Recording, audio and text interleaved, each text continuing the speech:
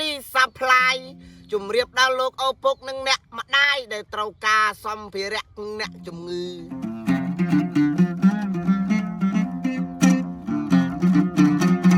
ពេកមួយនឹងចលបីអញរន្ទឺមានលកកាយសម្ភារៈអ្នកជំងឺហើយដូចជាមានទាំងថ្ងៃក្រេពេត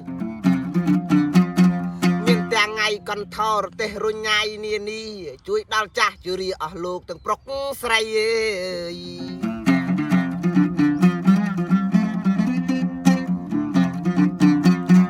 ហើយពិសេសជាងគេហើយនោះអី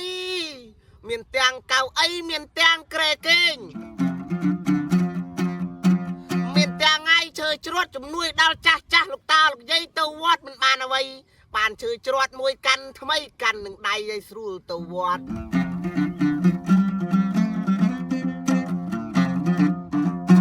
មកយ៉ាងមួយវិញទៀតអស់លោកញាតិទាំងប្រុសស្រីកូនប្រុសកូនស្រីទិញឈើជ្រត់ជូនមេដាបៃតាពុបការីក្នុងរដូវបុណ្យភ្ជុំម៉ាយឆ្នាំថ្មីលោកកាយបានបុណ្យខ្លាំងណាស់អើយមកយ៉ាងមួយវិញទៀតញោមញាតលោកតាយាយចាស់ចាស់ស្រួលកាន់ទៅវត្តណាស់អស់លោកអាយទាំងប្រុសស្រីដូចនេះអីចង់បានសម្ភារៈអាយទាំងនេះ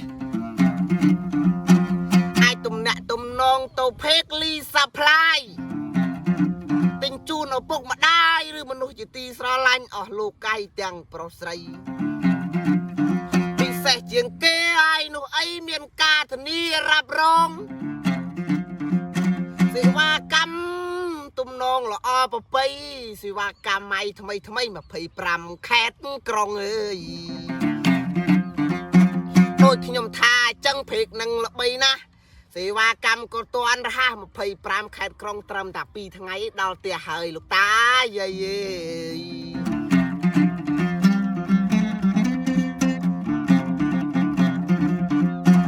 ចឹងដោយខ្ញុំបាទចៅចិត្តអ្នកចបៃបានជម្រាបនឹងសំដែង